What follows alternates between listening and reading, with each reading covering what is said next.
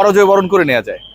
কিভাবে প্রশ্নবিদ্ধ 11 সাজিয়ে আপনার কাছে রিসোর্সেস থাকার পরেও, আপনার অস্ত্রাগারে দারুণ অত্যাধুনিক অস্ত্র থাকার পরেও কিভাবে তীর ধনুক দিয়ে প্রতিপক্ষের সাথে লড়াইয়ে নামা যায়? আজকে বাংলাদেশ যেভাবে হেরেছে, 7 রানের পরাজয়, বাংলাদেশ অস্ট্রেলিয়ার দেয়ার টার্গেট চেস করতে গিয়ে শেষ পর্যন্ত অলমোস্ট 190 রান করে ফেলেছে। স্কোর কার্ডটা দেখে মনে হতে পারে, আফসোস জাগতে পারে যে স্বল্পের জন্য পারলো না। স্কোর কার্ড দেখে আপনার মনে হতে পারে Bangladesh played quite well, but the way Bangladesh এই ম্যাচটা হেরেছে, যেই দারুণ স্টার্টিংটা পাওয়ার পরও বাংলাদেশ এই ম্যাচে গুবলেট করেছে, ইন্টেনশনাল গুবলেট করেছে, এটা ভাই ক্ষমার অযোগ্য। আমি যদি শুরুর গল্প বলি অথবা শেষের গল্প বলি, কোন গল্পটা আগে বলবো? সেই গল্প বলার আগে একটু আব্দুল গাফফার সাকলাইনের গল্পটা বলি। একজন ক্রিকেটারকে আপনি অস্ট্রেলিয়ার বিপক্ষে এই ম্যাচের আগের ম্যাচে নামিয়ে দিলেন, সেখানটায় যাচ্ছে তাই পারফরমেন্স কোনোভাবে অ্যাকসেপ্টেবল না। আজকের ম্যাচটা হচ্ছে বাংলাদেশের জন্য ডু অর ডাই, করো অথবা মরো। বেঁচে থাকার জন্য সিরিজে বাংলাদেশকে টিকে থাকতে হলে এই ম্যাচে অস্ট্রেলিয়ার বিপক্ষে জয়ের বাইরে অন্য কোনো পরিকল্পনা করার সুযোগ নেই। সো আপনি কি প্ল্যান করবেন? আপনি প্ল্যান করবেন, যেহেতু আপনার সিরিজের পর সিরিজ আপনার স্ট্রেংথের জায়গাটা হচ্ছে আপনার পেস বোলিং অ্যাটাক। বাংলাদেশ তো অনেকগুলো সিরিজে আলটিমেটলি ভালো করেছে, ইভেন অস্ট্রেলিয়ার বিপক্ষেও যে বাংলাদেশ ওয়ানডে সিরিজটা জিতলো, সেখানটাও কিন্তু বাংলাদেশের পেসারদের একটা বড় রোল ছিল। সিরিজের পর সিরিজে ভালো করা বাংলাদেশ দলের সবচেয়ে স্ট্রেংথের জায়গা যেটা, সেটা হচ্ছে তাদের সিমিং অ্যাটাক।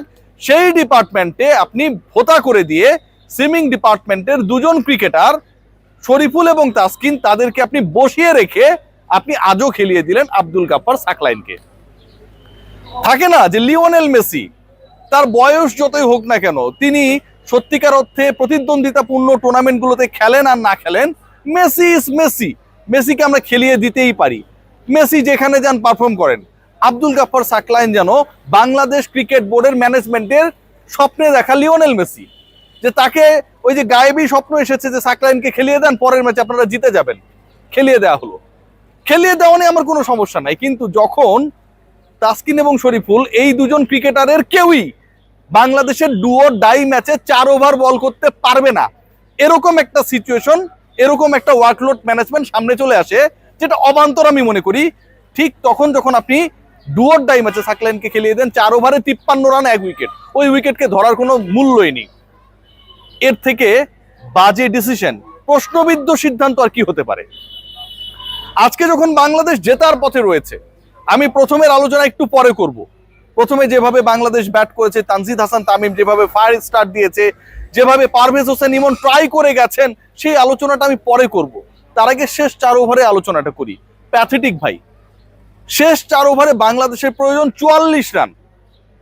শেষ 4 ওভারে বাংলাদেশের প্রয়োজন যখন 44 রান, ইট মিনস 16 ওভার পর্যন্ত বাংলাদেশ ভালোভাবে ম্যাচে ছিল। শেষ 4 ওভারে যখন 44 রান, তখন 17তম ওভারে বাংলাদেশ হ্যাজ গট অনলি 2। বাংলাদেশের যখন প্রতি ওভারে 11 করে করার দরকার, সেই বাংলাদেশ রানা বল 6 বলে 6 রান করতে পারলো না। প্রথম দুটো স্লোয়ার, শামীম হোসেন পাটোয়ারি যেখানে বল মারেন বল হারায়া যায়।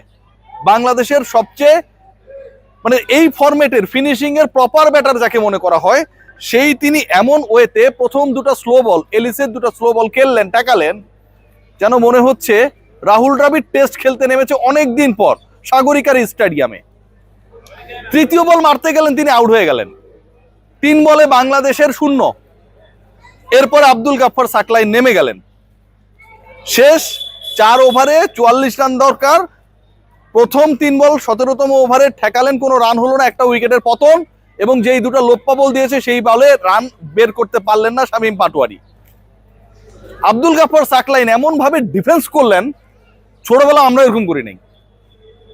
এমন ভাবে প্রথম বলটা ডিফেন্স করলেন যে এই বলটা ডিফেন্স করা মানে বাংলাদেশ অস্ট্রেলিয়ার সাথে টেস্ট খেলতে নেমেছে, এটা হচ্ছে একদম লাস্ট বল, বাংলাদেশের 1 উইকেট রয়েছে, বাকি একটা বল, ওই বলটা ডিফেন্স করলে এই টেস্টটা ড্র হয়ে যাবে, গ্যাবার টেস্ট ড্র হয়ে যাবে। সাকলাইনের ডিফেন্সটা একটু দেখেন, ভেরি ফাস্ট বল যেটা তিনি খেলেছেন, দৃষ্টিকটু, আনপ্রফেশনাল, তিনি এই কাজটা করেছেন, তিনি এই কাজ করেছেন।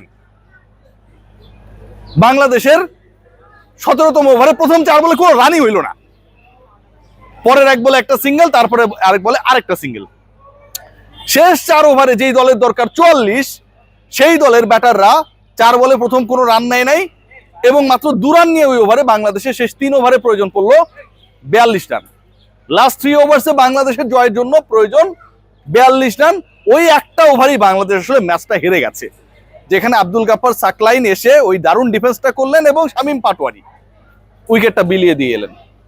আপনি ফিনিশারদের রোলটা আব্দুল গাফফার সাকলাইনকে আজকে টিম ম্যানেজমেন্টের যেই বুদ্ধিদীপ্ত ব্যক্তি ওই পজিশনটায় নামালেন, নাম্বার 6 সম্ভবত যেখানটায় নামালেন, এটা নিয়েও যথেষ্ট প্রশ্ন আপনি তুলতে পারেন ভাই। যেই ক্রিকেটার ইন্টারন্যাশনাল ক্রিকেটের নবিশ, যেই সময় আপনার রান দরকার, why not you should choose Rishad Hossain. রিশাদকে কেন আপনি সাকলাইনের জায়গায় নামালেন না? আপনি নাসুম আহমেদকে কেন ওই জায়গায় নামালেন না? মুস্তাফিজকেও যদি আপনি নামাতেন, মুস্তাফিজও ট্রাই করতো ছক্কা মারার, বাউন্ডারি লাইনে আউট হয়ে যেত, 11 বলে 13 রান করতো না অন্তত। রিশাদকে, নাসুমকে সুযোগ না দিয়ে সাকলাইনকে নামিয়ে দেওয়া হলো, তাসকিনকে, শরীফুলকে বসিয়ে রেখে সাকলাইনকে খেলানো হলো। বাংলাদেশের এই ডিসিশন মেকিং এর সাথে যেই পণ্ডিত জড়িত ছিলেন, আজকের পরাজয়ের দায় তার একার। এখানটা আমি মনে করি এই পুরো পরাজয়ের দায় এখানটায় বাংলাদেশ হেরেছে। ওই জায়গাটায় বাংলাদেশ শেষ 4 ওভারে তুললো কত জানেন? 44 দরকার ছিল, 43 হলে ম্যাচটাই। বাংলাদেশ 7 রানে হারলো, 36 রান বাংলাদেশ তুলেছে। আব্দুল গাফফার সাকলাইনের ওই 4 ওভারে 53 জায়গায় 4 ওভারে 43 যদি দিতেন আমার তাসকিন বা শরীফুল, বাংলাদেশ এই ম্যাচ জিতে যায়। বাংলাদেশ এই ম্যাচ জিততে পারত। বাংলাদেশ এই ম্যাচ জিততে চায় নাই। বাংলাদেশের টিম ম্যানেজমেন্ট এখানটায় মনে করেছে যা খুশি তা করা যায়, অস্ট্রেলিয়ার বিপক্ষে বাংলাদেশ যে কোনো মোমেন্টে, যে কোনো জায়গায়, যে কোনো মোমেন্টামে জিতে যেতে পারে। দাঁড়ালোটা কি? দাঁড়ালো যেটা, আজকের এই ডু অর ডাই ম্যাচটায় বাংলাদেশ যদি জিততে পারতো, যে কনফিডেন্সের জায়গাটা তৈরি হইতো, লাস্ট ম্যাচে বাংলাদেশ যেই কনফিডেন্স নিয়ে সিরিজ নিশ্চিত করার মিশনে নামতে পারতো, পুরো ব্যাপারটাকে নষ্ট করে দেওয়া হয়েছে। পরাজয়ের দায় কোথায়? আরো কয়েকটা জায়গায় রয়েছে। শামীম পাটোয়ারিকে আমি যথেষ্ট নেগেটিভলি ট্রিট করেছি আজকের এই আলোচনায়। I am sorry Shamim, but আপনার খেলা আমার আসলে একদম ভালো লাগে নাই। What about Saif Hasan? সাইফ করলেন 33 বলে 42 রান। 33 বলে 42 run. whenever your target is near about 200 per over, you have to score at least 10 runs.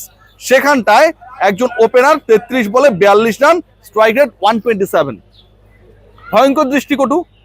আপনি যখন 5.5 ওভার উইকেটে টিকে ছিলেন, আপনি যখন পুরো ম্যাচের অলমোস্ট 30% বল খেলে ফেলেছেন এবং সেখান থেকে আপনার কন্ট্রিবিউশন অনলি 42, এটা কোনোভাবে অ্যাকসেপ্টেবল না, কোনোভাবে অ্যাকসেপ্টেবল না। সৌম্য সরকার আউট হয়ে গেছেন, 9 বলে 15 করেছেন। আমার কোনো আফসোস নেই। এই ছেলেটাকে যেভাবে টায়ারিং সিচুয়েশন ক্রিয়েট করে এখানটায় নিয়ে আসা হয়েছে, যথেষ্ট ভালো করেছে। পারভেজ হোসেন ইমন যতক্ষণ ছিল মনে হচ্ছিল বাংলাদেশ ম্যাচ জিতবে। ওই যে 44 রানের দরকার শেষ 4 ওভারে, ওই আলোচনাটা তৈরি হয়েছে, ওই প্রবাবিলিটি, জয়ের প্রবাবিলিটি তৈরি হয়েছে পারভেজ হোসেন ইমনের কারণেই। নাম্বার 4-এ তিনি সেই রোলটা প্লে করেছেন। এবার আসুন অন্য একটা ডিসকাশনে। এই ডিসকাশনটা না আরো বেশি কষ্ট দেয়। বাংলাদেশ যখন ব্যাট করতে নামলো, বাংলাদেশের প্রথম 5 ওভারে রান কত জানেন? 65। প্রথম 5 ওভারে Bangladesh losing only 1 wicket, they have scored 65 runs. এরপরে বাকি যে 15 ওভার বাকি ছিল, 90 বলে বাংলাদেশের জয়ের জন্য দরকার কত ছিল? মাত্র 122 রান। 15 ওভারে একটা দলের জয়ের জন্য প্রয়োজন ছিল 122 রান, হাতে 9 উইকেট। সেটা বাংলাদেশ পারে নাই। এবং বাংলাদেশ না পারার কারণে, না পারার পেছনে ওই যে ডিফেক্টিভ সিলেকশন, সেটা একটা বড় রোল প্লে করেছে। এটা ক্ষমার অযোগ্য। বাংলাদেশ ক্রিকেট বোর্ডের হানিমুন পিরিয়ড থেকে বের হয়ে এই ব্যাপারগুলোকে অ্যাড্রেস করা উচিত। সবাই ভালো থাকবেন।